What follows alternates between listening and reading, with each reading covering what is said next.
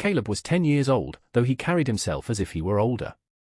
Not tall for his age, but solid in a way that suggested he had learned early how to stand his ground. His hair was a deep, untidy red that never seemed to stay combed for long, no matter how many times someone tried. Freckles dusted his cheeks and nose, standing out against pale skin that caught the sun easily. His eyes were brown, steady, watchful, always taking in more than he let on. He had a habit of setting his jaw when things became difficult, a small but deliberate gesture that said, "I can handle this." Caleb rarely cried in front of others. When he was afraid, he folded it inward. When he was hurt, he shrugged it off. He had learned that bravery, or at least the appearance of it, was a kind of armor. Adults often described him as stubborn, headstrong, a child who did not like being told what to do. And it was true, Caleb resisted rules that felt unfair or arbitrary, and he pushed back when he sensed someone trying to control him rather than guide him. But beneath that defiance lived something softer, something carefully protected. A gentleness he showed only in quiet moments, when he thought no one was watching. He noticed small things. The way someone's hands trembled when they were nervous. The sound a room made when people stopped laughing. He remembered who liked which cereal, who hated loud noises, who needed more time. Caleb did not announce these observations, he simply acted on them when he could. Offering his seat. Standing slightly closer. Saying nothing at all. He wanted to be seen as strong. Needed it, even. Yet strength, to Caleb, was not about being loud or winning fights. It was about endurance. About staying upright when everything inside wanted to fold. About surviving without becoming hard. Where Caleb came from, and what he had already learned about the world, sat quietly behind his eyes. He did not speak of it. He did not need to. It shaped the way he walked into rooms, the way he listened before he spoke, the way he trusted slowly and cautiously. Caleb sat in the hard plastic chair beneath the window, one knee pulled up, the sole of his shoe pressed against the wall. Outside, the sky was a dull winter gray, the kind that never quite decided whether it wanted to rain or not. Cars moved past in slow lines, people heading somewhere that mattered to them. He wondered where he would go next. The social worker's voice drifted through the room like background noise, rising and falling in a rhythm Caleb had heard too many times before. A family placement this time, Caleb. Not a group home. A house with other children. Experienced carers. Caleb didn't turn around. He didn't nod. He didn't frown. He stared out the window and let his thoughts wander somewhere safer, somewhere untouched by promises. Orphan. That word had followed him like a shadow since he could remember. His parents had died when he was still a baby, long before memories had a chance to form. There were no warm recollections to miss, no faces to ache for. Just a line in a file, a cause of death, and a life that had been passed from one set of hands to another. Foster homes. Group homes. Temporary beds. Temporary rules. Every place started the same. Smiles. Assurances. This time will be different. Every place ended the same way too, raised voices, crossed arms, meetings behind closed doors where adults decided he was difficult, defiant, too much. They never seemed to notice that he was just tired. Caleb's jaw tightened slightly as the social worker continued. "They're called the Nowhere House," she said gently. "It's a bit unconventional, but..." Unconventional, Caleb thought. That usually meant rules wrapped in kindness and expectations disguised as care. His thoughts drifted ahead, already planning escape routes. Maybe this time he wouldn't even unpack. Maybe he'd count the days, the hours, until he could disappear again. Run somewhere far enough that nobody would come looking. Live rough if he had to. He'd done worse. Anything was better than pretending.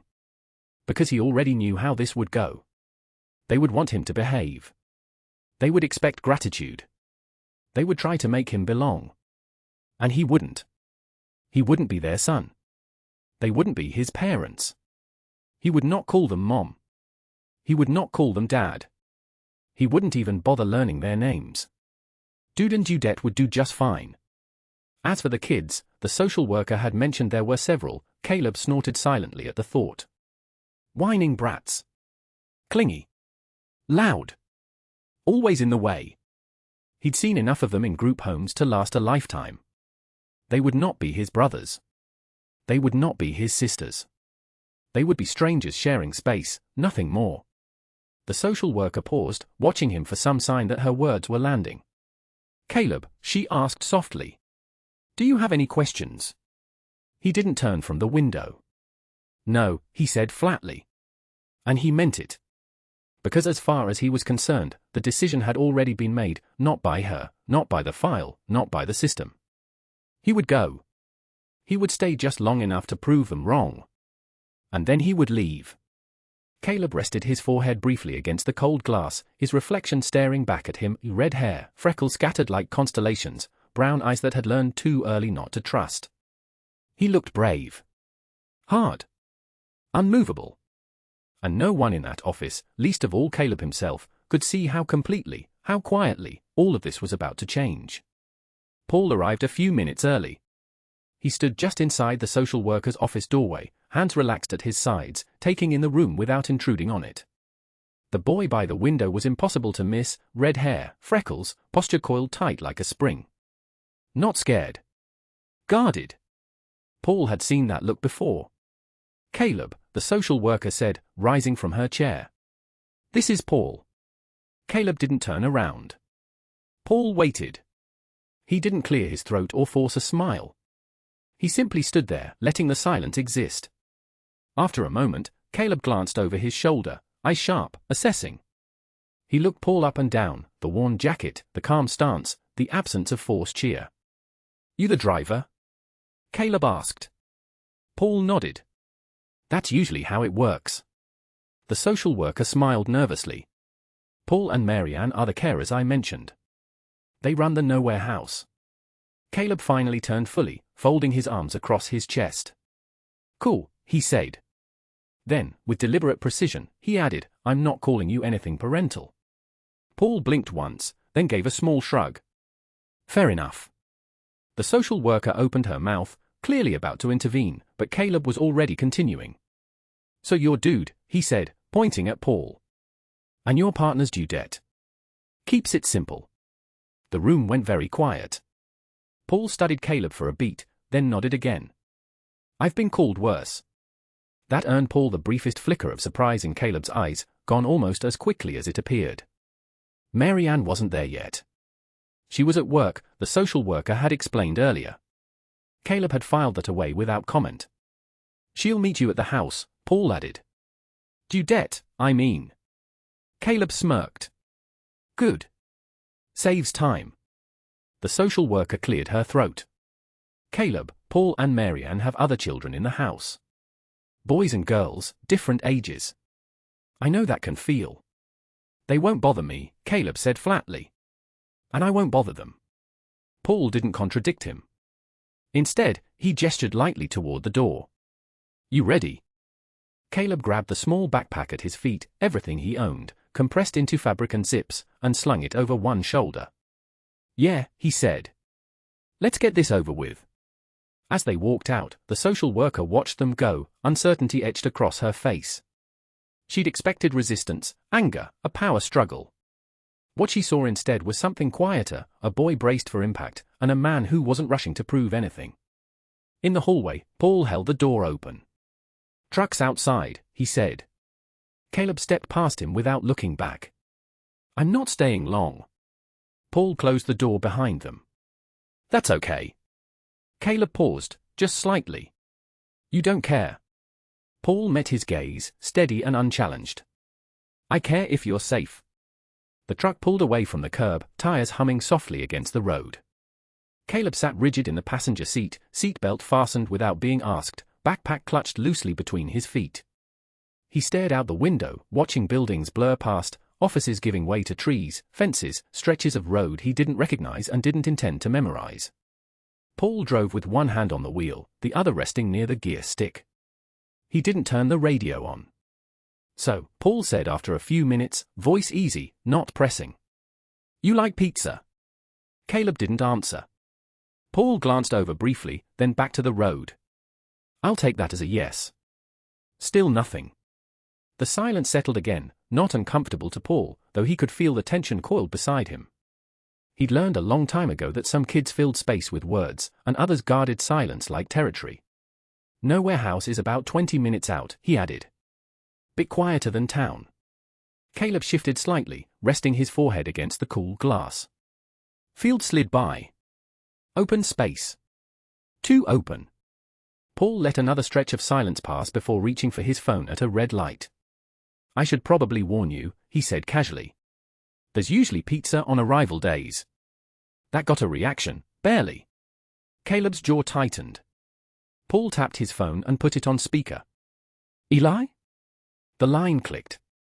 Yeah? Can you order pizza? Same place. Big order. There was a pause, then Eli's voice brightened. New kid? Yeah. What toppings? Paul glanced at Caleb. Any preferences? Caleb didn't turn. Don't care. Paul smiled faintly. Surprise him. Got it, Eli said. We'll be ready. The call ended. They drove on. Caleb watched the landscape change, mentally mapping escape routes without meaning to, trees, side roads, places where he could disappear if he had to. He told himself this was temporary. Another stop. Another place that would ask for something he didn't intend to give. Paul broke the quiet again, softer this time. You don't have to talk. Caleb's eyes flicked to him, then back to the window. Good, Caleb muttered. Paul nodded, accepting the terms. Fair enough. The truck turned down a long gravel driveway, tires crunching as the house came into view, wide, weathered, warm-looking in a way Caleb immediately distrusted. Lights were on. Movement inside. Voices, faint but unmistakable. Caleb's grip tightened on his backpack strap. Paul parked and cut the engine. Pete'll be here soon, he said. No rush. You can take a minute. Caleb didn't respond. But he didn't reach for the door either. The front door opened into warmth. Not just heat, but the lived-in kind, the faint smell of food, worn wood underfoot, a house that creaked softly as if it noticed you arriving. Caleb took one step inside and immediately catalogued everything with a critical eye. Too clean to be careless. Too comfortable to be accidental. This place had rules. Walls lined with photographs, not posed, not formal. Kids caught mid-laugh, muddy shoes, crooked smiles. Evidence. Proof of belonging. Caleb looked away. Voices carried from deeper in the house, overlapping, curious. Paul stepped aside, giving him space. This is the Nowhere House. Caleb shrugged out of his jacket but didn't hand it over, draping it over his arm instead. He kept his backpack on. Mary Ann appeared from the hallway, wiping her hands on a tea towel. Her eye softened when she saw him, not pity, not appraisal. Just noticing. Hi, Caleb, she said gently. I'm Mary Ann. Caleb gave a short nod. Dudette. The word landed oddly in the room. Before anyone could respond, footsteps thundered down the corridor.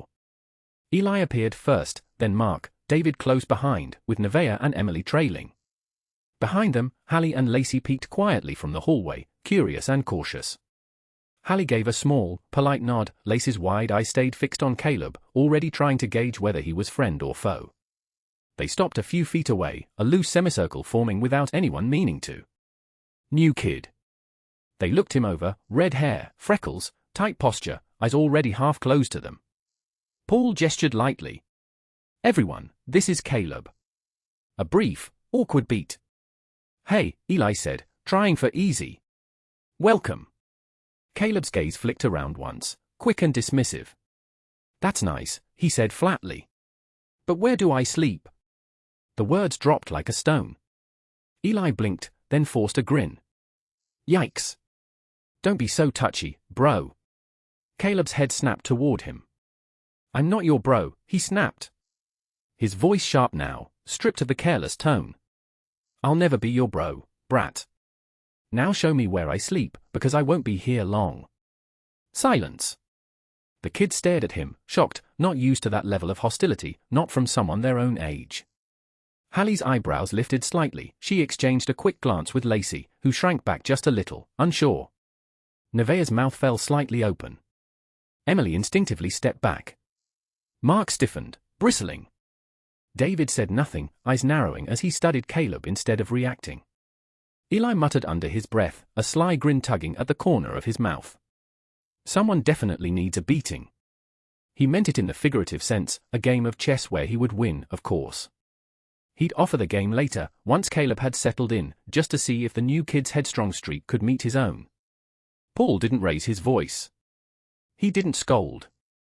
He simply nodded once, as if this was information rather than offense.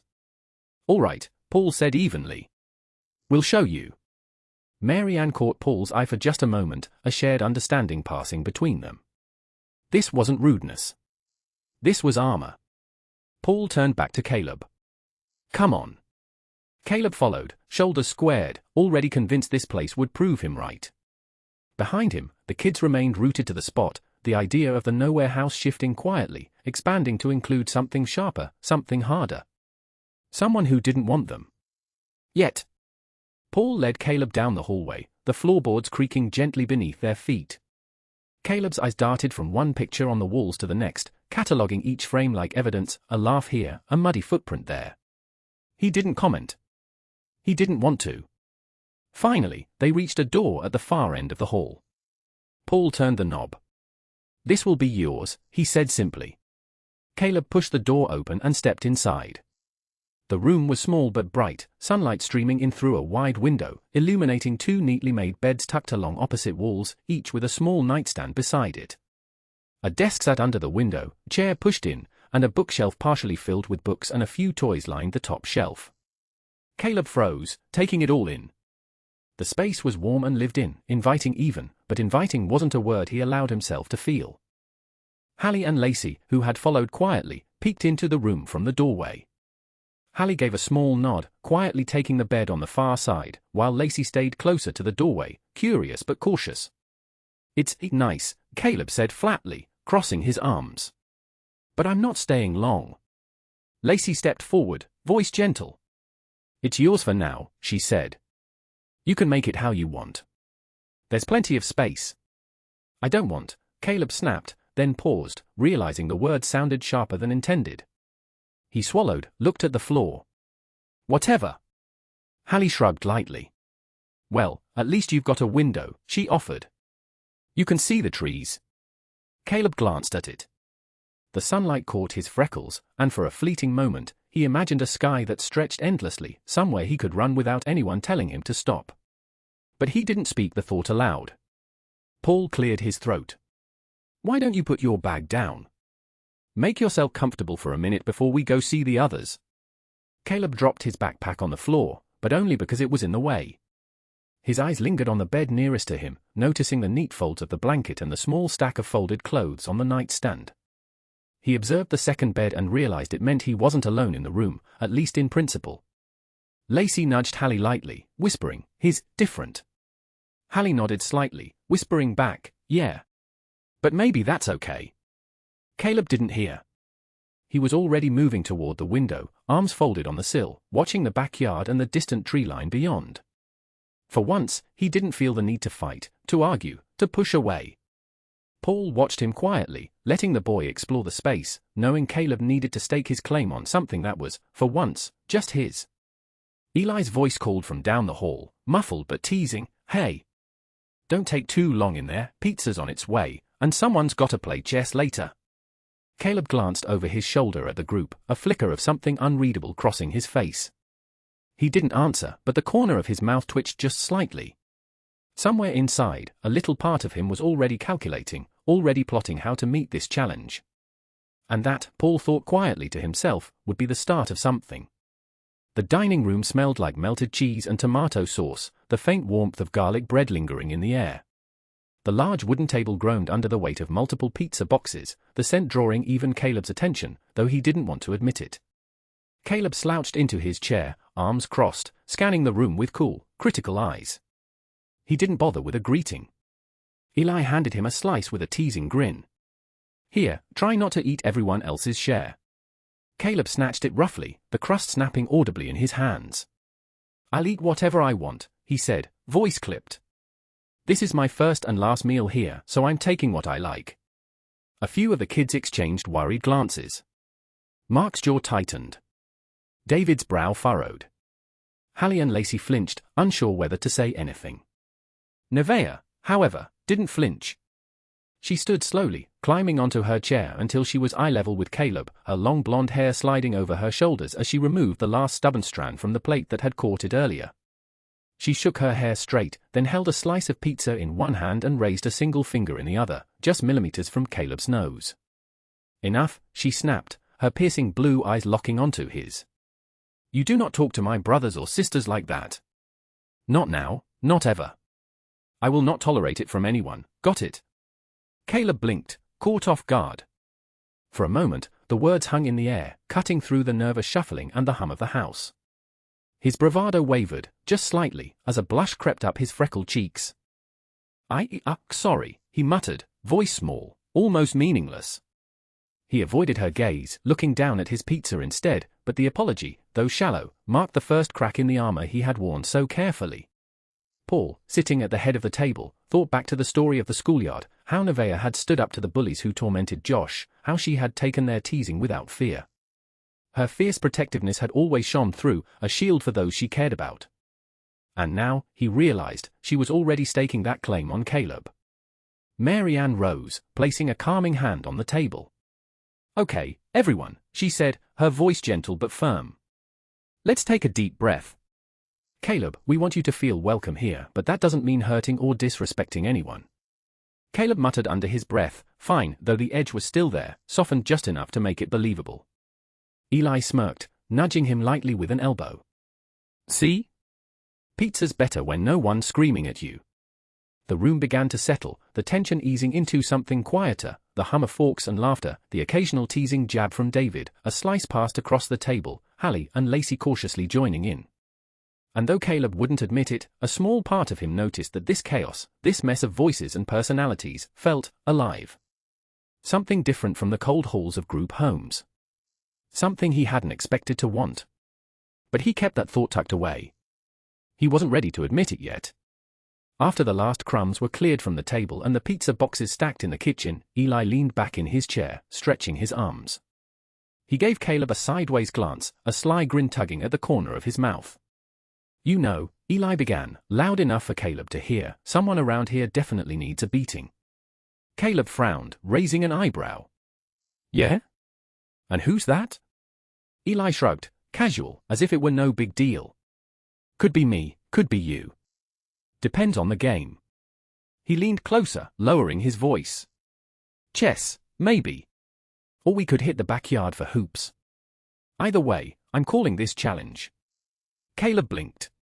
The corner of his mouth twitched, the tiniest crack in his scowl. Chess? You really think you can beat me at chess? Eli grinned wider, the glint of mischief in his eyes. Of course. But I'll give you a head start.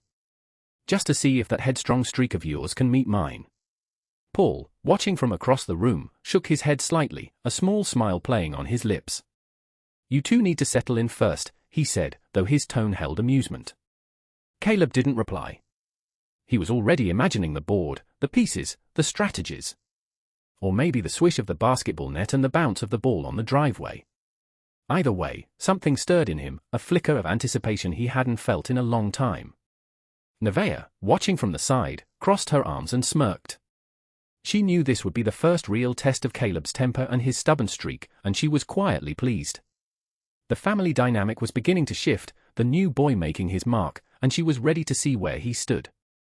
Eli clapped his hands together, standing up. All right, first things first. Whoever's ready for a challenge, you know where to find me. Caleb, still quiet, just nodded, but inside, a small, stubborn spark had been lit. The last chess piece was captured. Eli leaned back with a triumphant grin. Consider yourself beaten. Caleb sat silently for a moment, staring at the board, fingers brushing the wood as if it could absorb his frustration. The defeat stung, but it was different from the punishments and failures he had known in the past. Here, it was playful. Here, it meant something. Nevaeh, perched nearby, smirked. She hopped down from her chair, walking toward Caleb with the confident air of someone who had already staked her claim. Hope you enjoyed your first of many beatings, bro, she said, piercing blue eyes glinting with amusement and challenge. Caleb's lips pressed together, a flicker of something unspoken crossing his freckled face. He didn't answer. He simply nodded faintly, almost imperceptibly, and stood to head toward his room. Once inside, he set his bag down and lay on the bed nearest the window, arms folded behind his head. Moonlight spilled across the blankets, soft and reassuring, and for the first time in a long while, Caleb let himself quietly ponder. Maybe this could be different, he thought, eyes tracing the shadows on the ceiling. Maybe this strange family, these loud, chaotic, impossible kids, maybe they're not so bad.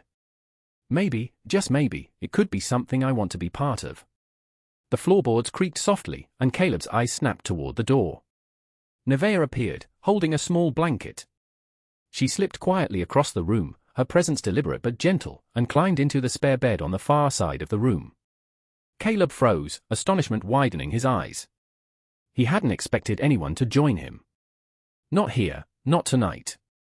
But Nevaeh simply tucked herself under the covers, giving him a small, reassuring smile. "Good night," she whispered, and Caleb, still wide-eyed, managed the same in return. No other words were spoken. No arguments. No posturing. Just the quiet breathing of two people, side by side, in the same room. Caleb felt a warmth settle in his chest, something unfamiliar, something like safety.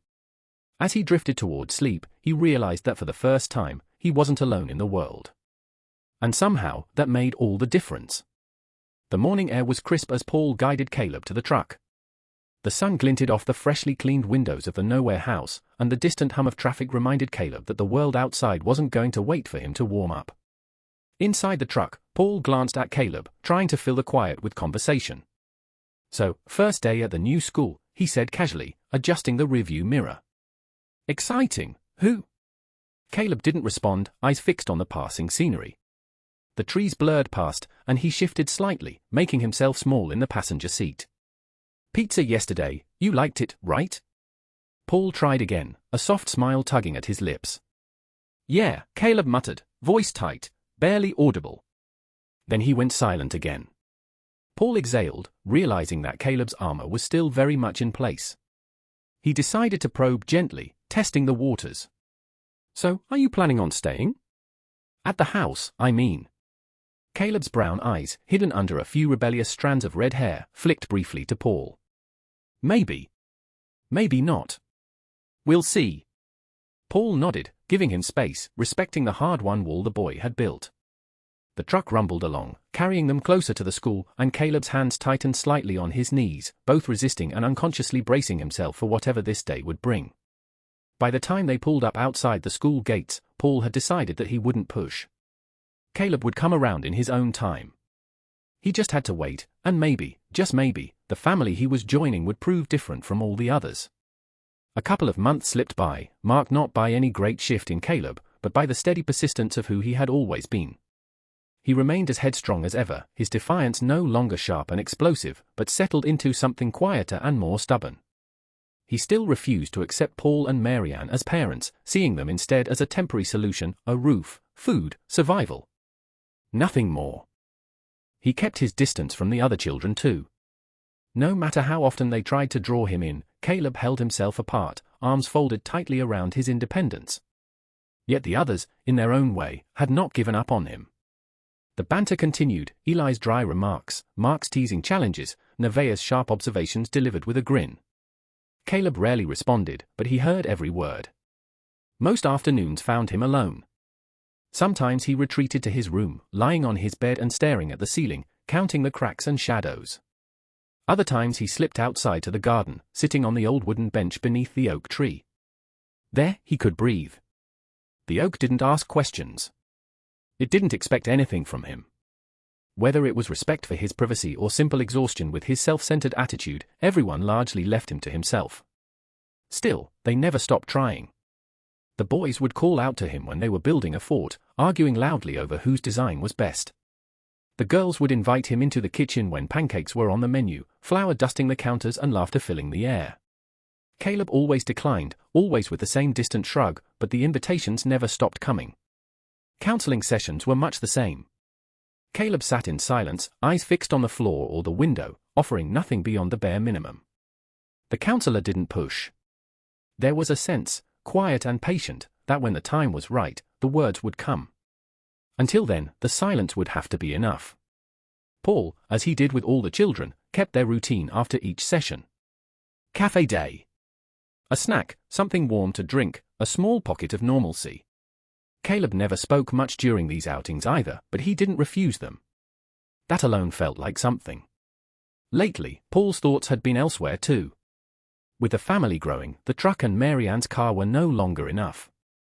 He found himself weighing options, a van, maybe even an old-school bus. Something practical. Something that said we're not temporary. As Caleb finished his snack, Paul studied him quietly. I was thinking, he said, keeping his tone casual, we could stop by a van dealer on the way home. Just to have a look. Caleb shrugged, indifferent on the surface. But his eyes flicked up for just a moment, interest betraying him before he could stop it. Paul noticed. He didn't comment. He only hoped that somewhere between rows of vehicles and the smell of oil and rubber, there might be space for something else too, a shared moment, a small bridge. Not a promise. Just a beginning. As they were leaving the cafe, Paul held the door open and gestured for Caleb to go ahead. The late afternoon light spilled across the pavement, warm and ordinary, the kind of moment that gave no warning of what was about to follow. Paul felt his phone vibrate in his pocket. He frowned. He'd planned on ignoring it, this time was meant to be about vans, engines, maybe even a quiet win with Caleb. But something made him pause. A call now could mean trouble at home, or worse. He glanced at the screen. Dr. Morgan. His stomach tightened. In an instant, his mind raced through a dozen possibilities. Had something happened at the Nowhere house? One of the kids hurt? An accident? I'm sorry, Paul said to Caleb, already answering as he stepped a few paces away. Paul, Dr. Morgan's voice came through the line, calm but weighted. I wouldn't call unless it was important. Paul's grip tightened on the phone. Is everyone okay? Yes, not one of yours, she said quickly. Not yet, at least. Paul exhaled, but the relief was short-lived. There's a boy, Dr. Morgan continued. About Caleb's age. He's in ICU. He was burned, not accidentally. He was set alight. On purpose. Paul closed his eyes briefly, the words landing like blows. What's his name? He asked quietly. Ethan, she said. Paul looked back toward Caleb, who was standing near the truck, kicking at a loose stone on the pavement, unaware that somewhere not far away, another boy's life was hanging in the balance. Dr. Morgan's voice softened. He doesn't have anyone, Paul. Not in any way that counts. And, given your history, your home, your experience, I thought you should know. Paul swallowed hard. The plans for vans and engines faded into the background, replaced by the image of a child who had suffered something no child ever should. Thank you for calling, Paul said quietly. As he ended the call, he stood there for a moment longer than necessary, staring at nothing, knowing, with the kind of certainty he had learned to trust, that this call was not random. It never was. Somewhere in a hospital bed, a boy named Ethan was fighting to survive. And though Paul didn't know it yet, this moment marked the beginning of another thread being pulled toward the Nowhere house. Paul ended the call and stood for a moment beside the truck, his hand still resting on the door handle. The sounds of the cafe faded into the background as he turned to Caleb. The van will have to wait, Paul said quietly. Caleb frowned, finally looking at him. Why? We're going to the hospital, Paul replied. There's a boy there. About your age. He's been badly burned. Caleb didn't flinch. He'd seen cigarette burns before, thin, angry circles pressed into skin like punctuation marks of cruelty. Burns, to him, meant pain, but not urgency. Not this urgency. Oh, he said flatly, already glancing back toward the road. He'd been looking forward to vans, engines, the smell of oil and rubber. Cars made sense. People didn't. Paul watched him for a beat, then nodded once. We won't be long. The hospital felt different from the outside, quieter, heavier. The ICU corridor was lined with glass walls and muted lights, the air carrying the sharp, clean scent of antiseptic.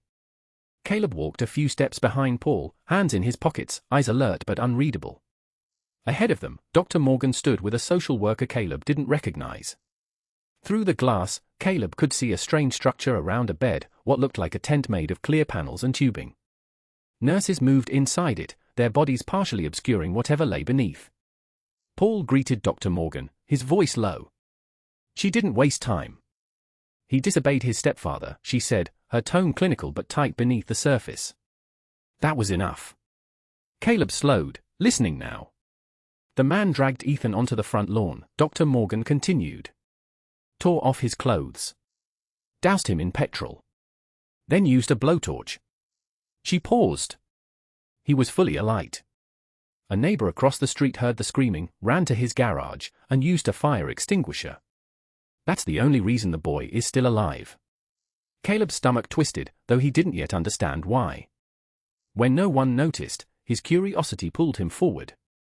He stepped closer to the glass, peering through the gaps between the nurses. What happened to him? Caleb asked suddenly. Paul turned sharply. Caleb. Dr. Morgan raised a hand gently. She knelt so she was closer to his eye level. A very bad thing, she said honestly. Something no child should ever experience. Caleb stared at the tent. Can I see? Paul hesitated. Every instinct screamed no. He looked to Dr. Morgan, then to the social worker who had just arrived. They all knew this was a line that, once crossed, could not be uncrossed. You shouldn't, Paul said carefully. What's under there it's worse than you think. No adult should see it. Let alone a child. Caleb didn't argue. He just nodded once. I still want to. A long silence followed. Finally, Dr. Morgan sighed. One look, she said. And that's all. A nurse carefully adjusted one of the panels, creating a narrow view. Caleb stepped forward. What he saw shattered him. The boy beneath the tent was barely recognizable as human, skin blackened and blistered, charred like burnt toast from head to toe. Tubes ran everywhere. Machines breathed for him. And yet, his chest rose and fell. He was alive.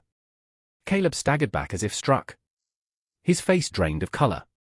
He grabbed the nearest bedpan and retched violently, his body folding in on itself as something deep and primal forced its way out. He vomited until there was nothing left, shaking, horrified, eyes wide and unfocused. He had thought he'd seen everything. He hadn't. Paul steadied him, one hand firm on his shoulder, saying nothing. There were no words for this. When Caleb finally straightened, his voice came out thin and cracked. Will he live? Paul looked at Dr. Morgan. She didn't lie. We don't know. Caleb swallowed hard. He stared back at the tent, at the boy who had been set on fire for disobedience. For the first time, something fundamental shifted inside him, a realization that the world did not revolve around his own survival, his own pain. That Paul and this strange, noisy family weren't just rescuing him. They were trying to stop this. Trying to save others like Ethan. Like himself. If he lives, Caleb asked quietly, will he come to the Nowhere House? Paul didn't hesitate. Yes. Dr. Morgan nodded. He'll need specialized care. Burn treatment, surgeries, therapy, months of it. The state can't afford what he needs. I can, Paul said simply. As they stood there, the machines continued their steady rhythm, keeping Ethan tethered to life. Paul watched the boy through the glass and wondered, not for the first time, how much pain a child could endure and still find a way back. The road ahead for Ethan would be long. Brutal. Unforgiving. And for the first time since arriving at the Nowhere House, Caleb felt something crack open inside his chest, not defiance, not anger, but a quiet, terrifying understanding. Some battles were bigger than himself. The drive home passed in complete silence. Paul kept his eyes on the road, hand steady on the steering wheel. Caleb sat rigid in a passenger seat, staring straight ahead, his reflection ghosted faintly in the window. Neither of them spoke. There were no words that could shape what they had just seen, and neither tried. If thoughts came, they didn't linger long enough to be understood. By the time they pulled into the driveway of the Nowhere House, the sun was already lowering, casting long shadows across the garden and the oak tree. Inside, the house buzzed with an energy that felt wrong after the quiet of the ICU. Eli, Michael, and a few of the older kids were clustered around a phone, voices tense and hushed. Dad, Eli said as soon as Paul stepped inside. Have you seen this? Paul shook his head. No. What is it? Eli held up his phone. It's everywhere. Some kid, burned. Like, he swallowed. Like on purpose. The video played before Paul could stop him. Shaky footage. Sirens in the background. Flames already extinguished, but the damage unmistakable. A blurred figure on a stretcher. The words deliberate attack scrolled across the screen. Paul's chest tightened. Beside him, Caleb made a choking sound. Before anyone could react, Caleb doubled over violently, retching hard, the force of it so sudden that he vomited over Paul's shoulder. Paul barely flinched. He just turned slightly, steadying the boy as Caleb gagged again, then bolted down the hallway toward the bathroom. The sound of the door slamming shut was followed by dry heaves, harsh, desperate, even though there was nothing left to come up. The room went silent. Eli stared after him, stunned. Geez, what's up with him? Paul stood very still, one hand braced against the kitchen counter, his face pale. It took him a moment to speak, not because he didn't know what to say, but because he was trying not to break. We just came from the hospital, he said quietly. That boy. Ethan. Caleb saw him. In person. In ICU. Eli's color drained instantly. Wait, that kid? He's real? Paul nodded once. Michael looked sick. Is he going to live? Paul swallowed. We don't know. Eli ran a hand through his hair, suddenly unable to look at the phone anymore. That's messed up, he said, voice low. That's seriously messed up. Down the hall, the bathroom sink ran as Caleb rinsed his mouth again and again, gripping the porcelain like it was the only solid thing left in the world. For the first time since arriving at the nowhere house, the walls he'd built weren't holding. And everyone felt it. Caleb stayed in the bathroom long after his stomach had emptied. The room smelled faintly of vomit and disinfectant, the light too bright, the mirror too honest. He sat on the edge of the tub, elbows on his knees, staring at the tiled floor. Images replayed without mercy, the ICU tent, the machines, the boy beneath it, Ethan. Burned because he disobeyed. Burned because someone bigger decided pain was the answer. Caleb swallowed hard. He thought about himself. About refusing help. About digging his heels in, pushing people away, pretending he didn't care. About Paul trying. About Mary Ann trying. About the invitations, the banter, the pancakes, the chest beatings. I'm not the center of the world, he realized quietly. I never was. And worse, he had been lucky. He rinsed his mouth one last time, wiped his face, and stood. His legs felt heavy, but his chest felt different. Lighter. Scared, but clearer. Down the hall, Paul and Mary Ann sat on the edge of their bed, shoulders close, voices low. They were talking about Ethan. About surgeons, costs, timelines, what would happen when, if, he survived. The weight of it pressed into the room. A soft knock. Caleb stepped in without waiting to be invited. He still smelled faintly of sickness, hair damp, eyes rimmed red. He didn't say anything at first. He just climbed onto the bed and sat between them, curling in like a much younger child. I'm sorry, he said finally, voice unsteady. For all of it. Being hard-headed. Acting like I didn't care.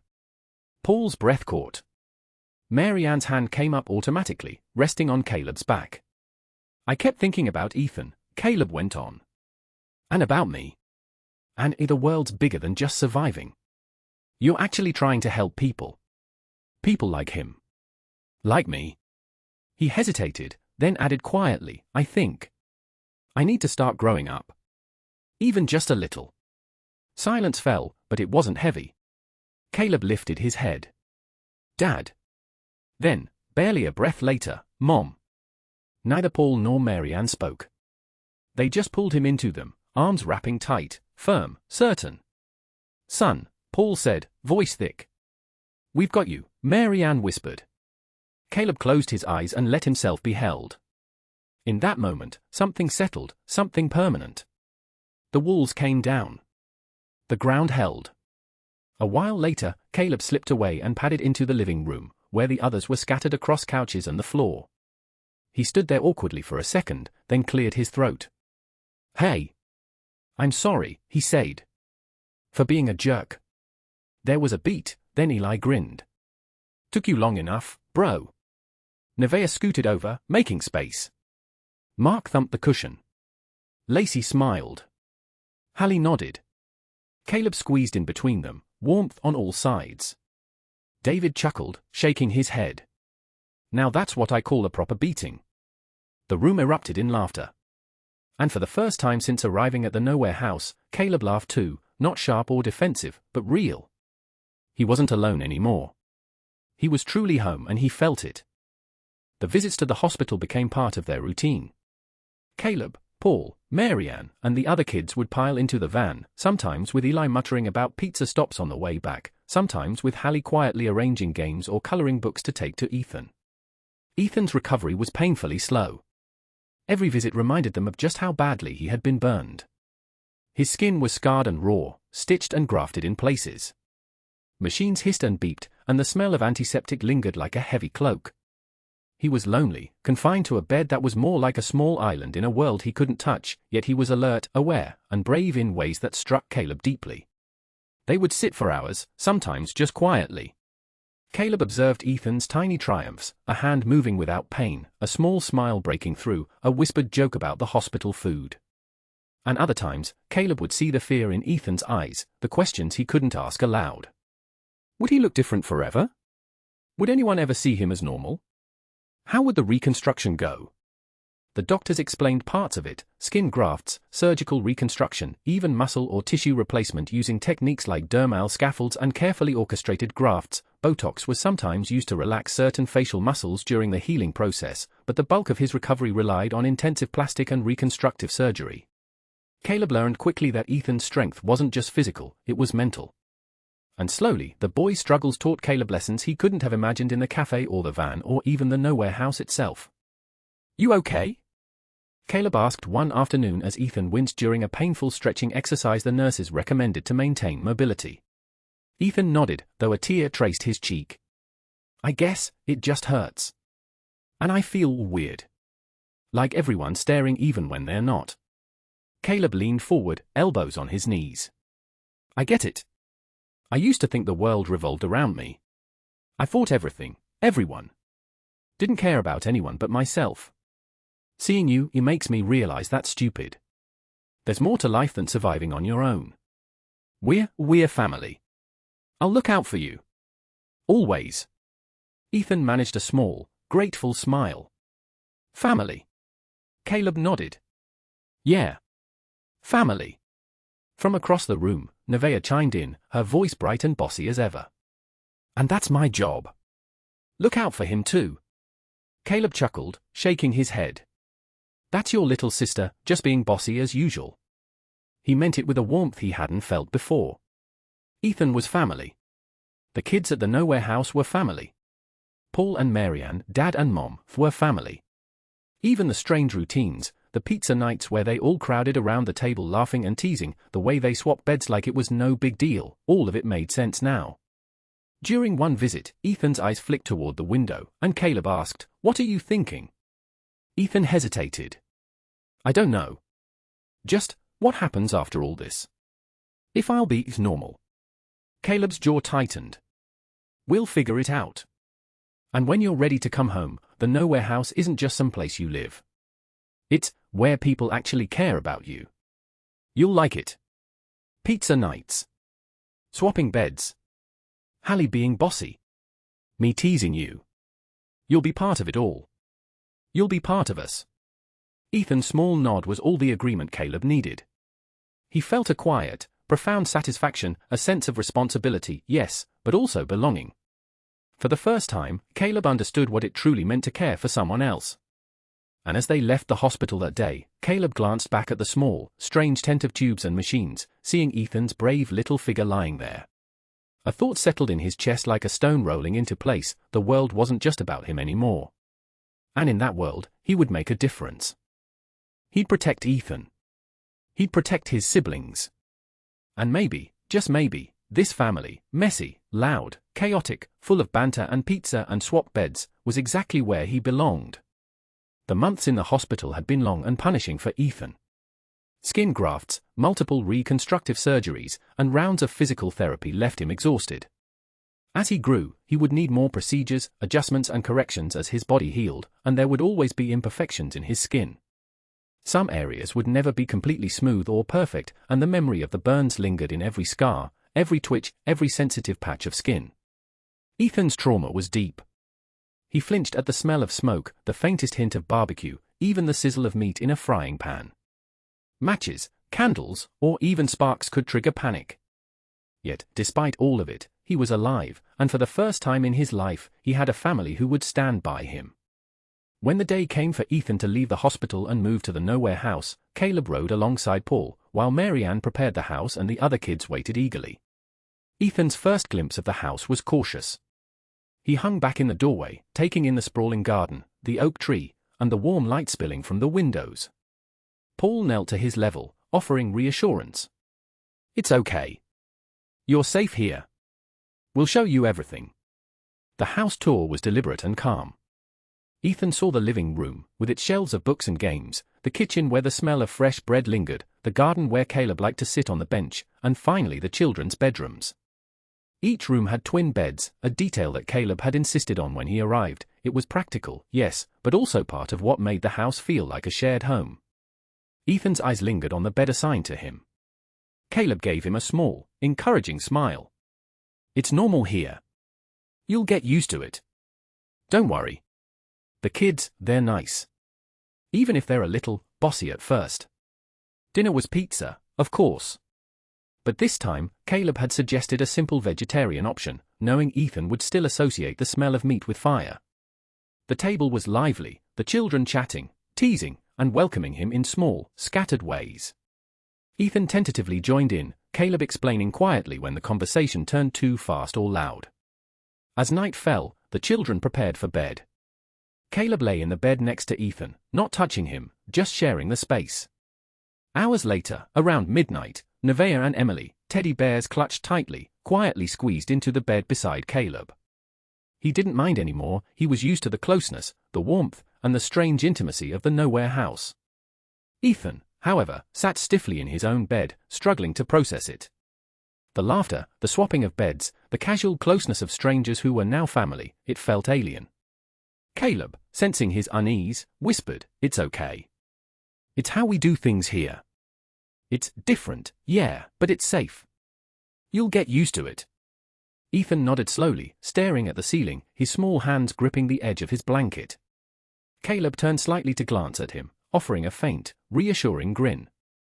In that moment, even with all the fear and trauma lingering in Ethan's body, there was a seed of trust.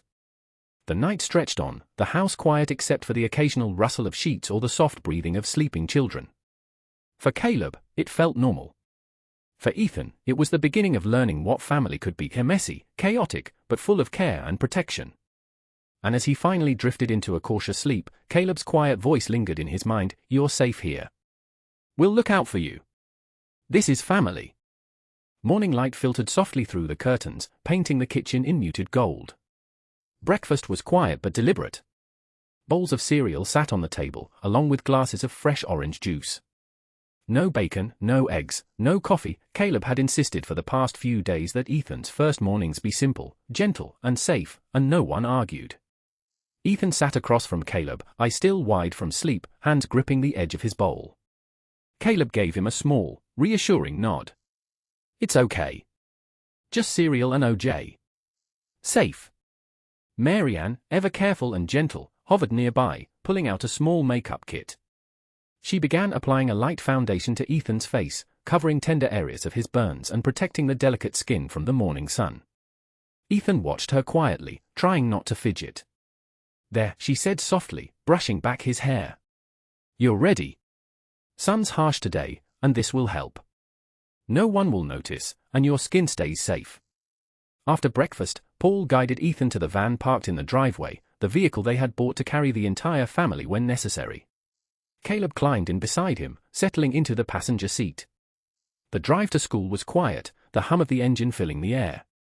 Caleb stayed close, a steady presence, while Ethan quietly absorbed the world outside the windows. Other children at school noticed Ethan immediately. Some whispered, some pointed, and some stared openly at his scars. Caleb's brown eyes met Ethan's, steady and unwavering. Ignore them, he said firmly.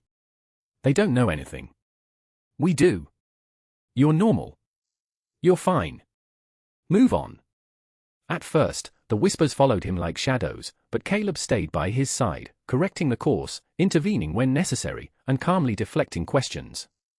By mid-morning, other children began to see Ethan not just as the boy with scars, but as a quiet, capable kid who didn't back down and who had Caleb, a tough, no-nonsense ally, right beside him. Even at recess, the youngest of the Nowhere House siblings, Nevaeh and Emily, kept a careful watch. They patrolled the playground like tiny sentinels, watching from a distance, chiming in if anyone got too close or too teasing. Caleb noticed and smiled faintly. See, he whispered to Ethan, nudging him gently as they moved toward the swings. They're annoying sometimes, but they've got your back.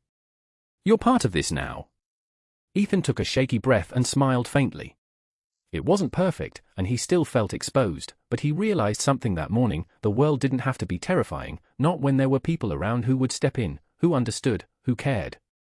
And for the first time in a long while, Ethan felt a sense of safety, a place he could call home. Months of preparation had led to this night. The auditorium was packed. Parents, teachers, students, and judges waited, the air heavy with anticipation. The lights dimmed, save for the spotlight on the stage where Caleb, last among the official speakers, stepped forward. He spoke with precision, control, and an honesty that could not be faked. Every pause, every glance, every subtle gesture carried weight. He told the story of standing up for truth, of family, loyalty, courage, not as a tale crafted to impress, but as the reality he had lived. His voice carried conviction, the story of Ethan, of the Nowhere House, of the siblings who had learned to fight for each other. The audience was rapt, some faces wet with tears, others silent in disbelief. Then the judges spoke, their words calm but icy. While your story is compelling, they said, we cannot accept it as factual. It cannot be verified. Caleb's chest tightened. A hush fell across the room, punctuated only by quiet murmurs among the audience. David rose abruptly, though he was not on the official speaking roster. His voice, strong but steady, filled the auditorium. He recounted his own journey, of being mute, of having his voice returned by the family Caleb described. The judges nodded politely, skeptical but intrigued. Then Ethan stepped forward. The room fell into a stunned silence. Slowly, he removed his shirt, then wiped the foundation from his face. He removed his trousers. Under the bright lights, his scars, arms, chest, back, legs, and face were fully revealed. The audience gasped audibly. Phones and cameras clicked in unison. The auditorium vibrated with tension. Ethan's voice, calm and unwavering, cut through the murmurs. When I was set on fire, this kid, he pointed directly at Caleb, stood up for me. He didn't see a burnt boy. He saw a brother. What he says is the truth. He paused, letting the room absorb the gravity of his words. Then he continued, judge for yourselves. Not from convenience. Not from comfort. From evidence. From reality. Turning to Eli, he took the phone and replayed the viral video of the incident for the audience, showing the horrifying moments and the courageous rescue. The auditorium was silent. Some cried openly, others gasped. Many had their hands over their mouths. The magnitude of what the children had endured, and how they had supported each other, sank in. When Ethan dressed and returned to his seat, the stillness lingered, heavy, reverent, impossible to ignore. The judges retired to deliberate. Every face in the audience remained fixed on the stage, processing the intensity of what they had just witnessed. Teachers whispered among themselves, realizing the full complexity of Caleb and Ethan's experiences, and how profoundly the Nowhere House family had shaped them. Finally, the judges returned. Their announcement reverberated through the auditorium. Caleb received first place for public speaking, not just for his flawless delivery, but for the integrity and truth behind every word. David and Ethan, though not part of the official speaking team, were awarded joint second place for extraordinary courage and honesty. The audience erupted into applause. Standing ovation. Cameras flashed. Reporters scrambled. The children's story had become a spectacle, yes, but it was a spectacle of bravery, integrity, and the extraordinary power of chosen family. Backstage, the siblings enveloped Caleb and Ethan in a group hug. Caleb and Ethan stood shoulder to shoulder, unshakable. Nevaeh, Emily, and the others clustered around them, forming an invisible fortress of support. Caleb's chest swelled with a feeling he had never truly known before, belonging. Not just acceptance, but recognition that he was seen, that he mattered, that he had a family who would stand up for him and for each other, no matter the cost. He understood now, fully, that courage, integrity, and love were not abstract words, they were actions, and they could change lives. As the applause continued, Caleb thought of the pizza nights, the swap beds, the small victories in the garden and backyard. He thought of Nevaeh, bossy as always, and how even her little insistences were signs of care. He realized that the Nowhere house was more than a home, it was a living example that family could be chosen, nurtured, and defended. And for the first time, he truly felt it, this was his family. The ride home from the event was quiet. Caleb and Ethan sat side by side in the van, exhausted but strangely energized. The world outside passed unnoticed, the applause, the gasps, the tears, all of it replayed in their minds. Caleb's hand brushed against Ethan's, tentative at first, then firm in silent reassurance. Ethan met his gaze and gave a small nod. No words were necessary. Back at the Nowhere house, the house hummed with its usual energy, but something was different. The siblings sensed it. The family had just witnessed a moment that was bigger than themselves, bigger than any squabble, any prank, or any small rivalry. Standing up and showing up when it mattered had never felt more real. As they entered the living room, Nevaeh was the first to break the silence. She bounded forward, throwing her arms around Ethan, then Caleb, as if to measure the courage they had shown. Emily followed, clutching her own little teddy, shyly but insistently wrapping an arm around Ethan's shoulders. "Hope you enjoyed your first of many beatings, bro," Nevaeh said to Caleb, and this time it was both playful and full of admiration. Caleb chuckled quietly, the warmth of belonging settling in him in a way he hadn't felt before. Paul and Marianne watched from the doorway, their eyes glistening. They saw the shift in Caleb, the way he was beginning to see beyond himself, to understand that family, real family, meant showing up, taking responsibility, protecting each other, and sometimes making sacrifices that weren't easy. Later, as the children scattered to their rooms, Caleb and Ethan sat together on the back porch. Caleb, normally stoic and self-contained, spoke for the first time about what he had realized that night. "I thought I knew what being brave meant," Caleb said quietly. "I thought it was about being tough, about not showing anyone you're scared. But, seeing you, Ethan, seeing all of this, I get it now. Being brave is showing up when it matters, even when it's scary. Even when you don't know if you'll win. That's what family does." Ethan listened, nodding slowly. "I get it," he whispered. "I don't have to hide from who I am. And I don't have to face anything alone. Not with you, not with any of them." That night, the kids slept in their rooms, but the sense of connection was palpable. Caleb lay awake longer than usual, reflecting on the new bonds forming between him, Ethan, and the rest of the siblings. He thought of the pizza nights, the swap beds, the backyard battles, and the chess games, and realized they weren't just fun or tradition. They were practice. Practice for a life in which showing up and standing together wasn't optional. By the next morning, the house felt more united. The little routines, breakfast together, getting ready for school, teasing and laughter, carried an undercurrent of meaning. Every glance, every gesture, reinforced the idea that in this family, in the Nowhere house, it wasn't enough to simply exist. You had to be present. You had to care. You had to act. Caleb began to understand that his headstrong nature could be a force for good, not just rebellion. And Ethan, slowly gaining confidence, learned that scars, visible or invisible, did not define a person, courage did. As the siblings left for school, Paul and Marianne shared a quiet moment on the porch, watching them go. Paul smiled and said, "They're learning what it really means to stand up for each other." Marianne nodded. "And that's the gift of this place. The Nowhere house isn't just a home. It's a reminder that showing up, caring, and taking responsibility, that's what makes a family. That's what makes people strong. And they're all going to carry that with them." Paul took her hand. "And there are more," he said softly. Marianne smiled, squeezing his hand. "I know. Let's be ready for them." The children didn't yet know the full weight of what had happened, but Caleb and Ethan did. That night, and every day after, they would remember, courage was not the absence of fear, but the willingness to show up and protect those who needed you. And in the Nowhere house, no one was ever truly alone. The following weeks were a mixture of routine and adjustment. Ethan's arrival had added a new rhythm to the nowhere house. Caleb, though still headstrong and stubborn in many ways, found himself watching out for Ethan naturally. He made sure Ethan had his meals, guided him through the kitchen and the house, and quietly checked on him during quiet moments. Caleb had a way of keeping Ethan grounded, not by words of comfort but by presence. If Ethan flinched at the smell of cooking meat, Caleb silently swapped a slice of pizza for a plain one. If Ethan hesitated before going outside, Caleb stayed nearby, not hovering but signaling he was there. The other kids watched these small interactions with fascination. Nevaeh, ever the bossy protector, occasionally chided Caleb. "Don't make him do something stupid," she'd say, her piercing blue eyes narrowing. Caleb would shrug and smirk, but inside, he was already thinking 3 steps ahead for Ethan's safety. School presented new challenges.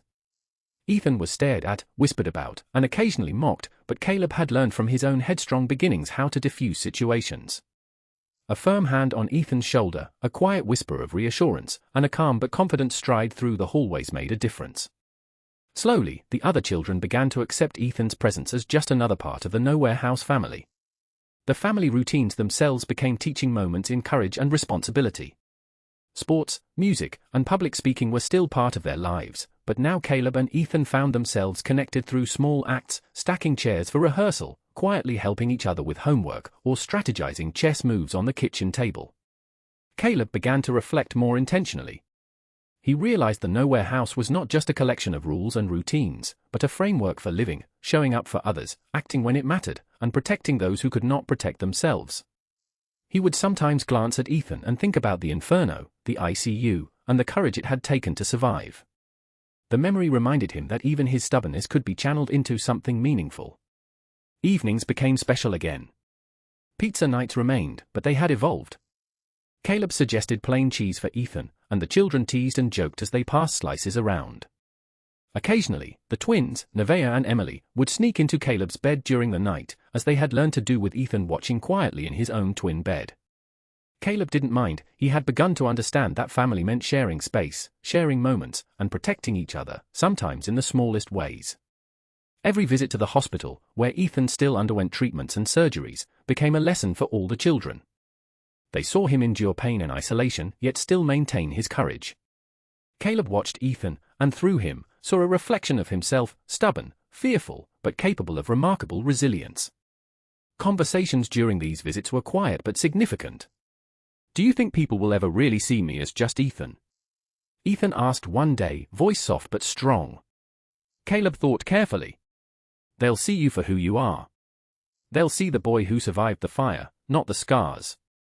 And they'll see you have a family who shows up for you. That's more important than anything else." Nevaeh chimed in, as she always did, "That's my job too. I protect my brothers and sisters." "You're not alone." Caleb smirked, ruffling her hair. "That's your little sister being bossy, as usual." But even he smiled, because he knew she meant it. Slowly, Ethan began to trust that the nowhere house was more than just a shelter. It was a place where bravery, integrity, and family weren't abstract ideals, but lived experiences. Caleb had become his guide, not just in navigating the house, but in navigating the world and learning the responsibility of standing up and showing up. And as the days turned into months, the nowhere house continued to teach them all the same lesson over and over. Courage isn't about being fearless, it's about acting when it matters. Loyalty isn't about blood, it's about presence, protection, and showing up even when it's hard. And family isn't just a name, it's the people who fight for you, laugh with you, and love you unconditionally, no matter what. The evening sun cast a warm glow across the nowhere house. The children had gathered in the kitchen and dining area, the familiar hum of chatter and laughter filling the rooms. The smell of fresh pizza, this time a mix of plain cheese and vegetable toppings, as per Caleb's insistence, drifted from the oven. Caleb and Ethan sat together on one side of the table, their plates piled high. Caleb, though still headstrong and a little sarcastic at times, had softened considerably. He laughed easily now, joked with the siblings, and even nudged Ethan when he tried to be shy. Ethan, in turn, was beginning to find his confidence, moving among the children without fear, laughing at their antics, and quietly absorbing the warmth and chaos of this unusual family. Paul slid a plate toward Caleb. "You're eating like you've never seen pizza before," he teased. Caleb shrugged, a sly grin tugging at his freckled face. "Maybe I haven't," he replied. Don't act like you're any better, dude. Eli, sitting across from them, laughed. Geez, we're gonna need a bigger table if the sarcasm keeps growing. Nevaeh chimed in, pointing a finger at Caleb with a mock-serious glare. Hey, don't forget your manners. And remember, I'm still watching you, bro. Caleb smirked. Noted. Once the initial laughter and banter had settled, Paul cleared his throat gently. So, I've been thinking, he said, glancing at Marianne. About Caleb and Ethan. Adoption. The words made a hush fall over the table. Even the younger children, sensing the seriousness, leaned forward slightly. Marianne reached across and squeezed Paul's hand. It's something we need to consider carefully. It would change the family, but not in a bad way. It would make this official. Make the bond permanent. Caleb and Ethan exchanged glances. Neither said a word at first, both quietly chewing, lost in thought. Caleb finally spoke, his voice low but clear. So, if it happens, what does that mean? For me, for him, for everyone. Paul nodded. It means you two are officially part of this family. You have a home here, forever. You're not just staying because you need a place, you're staying because you belong. And the rest of us, your siblings, will always have your backs. Ethan hesitated, then looked at Caleb. So, I wouldn't be alone here. Caleb shook his head. No. Not ever. He glanced around at the other kids and added with a small grin, even if some of them are bossy little brats. Nevaeh giggled, clearly proud of her role. Hey! Someone's got to protect this family. Paul smiled. That's the thing, this family isn't just about rules or routines. It's about showing up for each other, standing up when it matters. Adoption just makes it official. But you've already been living it every day. Caleb considered that, quietly reflecting on all the chess games, the backyard antics, the swap beds, the pizza nights, and the countless small moments of trust and protection.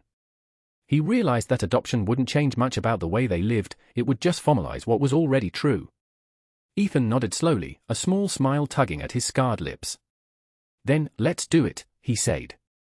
Marianne and Paul exchanged a glance, their eyes warm with pride.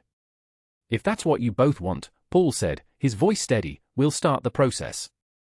But more importantly, we'll keep doing what we've always done. Showing up. Caring. Protecting each other. Caleb leaned back, a contented smile spreading across his freckled face. All right, let's eat our pizza first. Adoption can wait a bit. The room erupted in laughter and chatter again. Plates were passed, slices devoured, and for a moment, the trials and challenges of the world outside seemed far away. Caleb and Ethan felt it, the weight of belonging, of being seen, of finally having a place where they could be themselves. And as they ate, the children swapped stories of the day, the room alive with the noise and warmth of family, Paul and Marianne sharing small smiles over the chaos. Caleb and Ethan knew one thing for certain, standing up and showing up for each other wasn't just a lesson, it was a life they were living, together. The house had settled into its familiar nighttime rhythm, doors closing softly, distant laughter fading, the low hum of the fridge and the occasional creak of old floorboards filling the quiet. In the shared bedroom, the light was dim, just the small lamp on Ethan's side casting long shadows across the walls. Caleb lay on his back, hands folded behind his head, staring at the ceiling. Ethan sat upright on his bed, carefully adjusting the blanket over his legs, still cautious with movements that had once caused pain. For a while, neither spoke. The silence wasn't awkward, it was thoughtful. So, Caleb finally said, breaking it. Adoption. Ethan let out a slow breath. Yeah. Caleb turned his head slightly to look at him. You scared? Ethan nodded, not bothering to hide it. A bit. Maybe a lot. He hesitated, then added, it feels big. Like once it happens, there's no going back. Caleb smiled faintly. That's kinda the point, I think. Then, more quietly, I used to think not caring made me strong. Turns out it just made me alone. Ethan glanced at him. You don't seem alone anymore. Caleb shrugged. Guess not. He paused. You ever worry we'll mess it up? That we'll do something wrong and Dad and Mom will change their minds? Ethan shook his head. I don't think that's how this family works. He thought for a moment. Dad and Mom don't help people because they're perfect. They help because people show up, or need someone to show up for them. Caleb rolled onto his side, propping himself up on one elbow. That public speaking thing, when you walked onto that stage, he swallowed. That was you standing up for me. Ethan smiled softly. You stood up for me first. In the hospital. Before I even knew what family was. The words lingered between them. Caleb exhaled slowly. I think adoption means choosing to show up even when it's hard. Even when you don't feel ready. Ethan nodded. I don't feel ready, he admitted. But I feel safe. And maybe that's enough to start. Caleb grinned. Yeah. Ready is overrated. The door creaked open quietly. Nevaeh's head appeared first, followed by Emily's, both clutching their teddies. They didn't say a word, they never needed to. Nevaeh padded straight across the room and climbed into Caleb's bed, curling against his side like it was the most natural thing in the world. Emily went the other way, carefully easing herself onto Ethan's bed, mindful of him, tucking her teddy under her chin. Caleb and Ethan looked at each other. Both chuckled at the same time. This isn't weird anymore, Caleb said softly. Nope, Ethan agreed. Not even a little. Nevaeh whispered, good night, bro, already half asleep. Emily murmured, night, and was out moments later. Ethan lay back, staring at the ceiling, the steady warmth beside him grounding. You know, he said quietly, if adoption means this. I think I want it. Caleb reached over and flicked the lamp off. Same, he replied. And if it ever gets scary, he paused. We show up. That's the deal. In the darkness, surrounded by quiet breathing and the steady, unspoken certainty of belonging, Ethan nodded. For the first time in his life, the future didn't feel like something to survive, it felt like something they would face together. A few weeks later, the paperwork was signed, the final meetings done, the adoption hearing concluded and the waiting, the long, uncertain waiting, was over. Caleb and Ethan were home for good. There was no ceremony, no dramatic announcement that split the day into before and after. The house didn't need that. It simply carried on being itself, loud, layered, imperfect, only now it felt settled, like the last threads had finally been tied. The banter rolled through the halls as usual. Mark and Eli argued over something trivial that somehow sounded like a lifelong rivalry. Michael chimed in just to stir the pot. Josh laughed a little too loud, still amazed at how often laughter came easily here. David observed from the arm of a chair, offering the occasional comment that landed with precision and sent everyone into fits again. Nevaeh stood in the middle of it all, directing traffic like a general, while Emily trailed close behind, copying every move. Hallie and Lacey leaned against the doorway, sharing a look that said they'd seen chaos like this before, and wouldn't trade it for anything. In the living room, Caleb and Ethan sat on the couch, one on each side of Mom and Dad. Not because anyone told them to. Because that was where they wanted to be. Caleb lounged back, easy, his sharp edges worn smooth by time and trust. Ethan sat closer, still cautious in some ways, but no longer afraid of belonging. Dad's arm rested along the back of the couch, Mom's hand warm and steady, grounding them both. A real family. On the dining room table, the chessboard was set up. Black and white pieces stood perfectly aligned, silent and patient. No hands reached for them. No one claimed the first move. Tonight, there would be no beatings, figurative or otherwise. The board just waited. Waited for the next challenge. The next test. The next moment when someone would need to stand up and show up for another. Caleb caught sight of it and smirked. Ethan followed his gaze and smiled. Not tonight. Tonight, every single one of them, Mark, Josh, Hallie, Lacey, Eli, Michael, David, Nevaeh, Emily, Caleb, Ethan, was exactly where they belonged. And that was victory enough.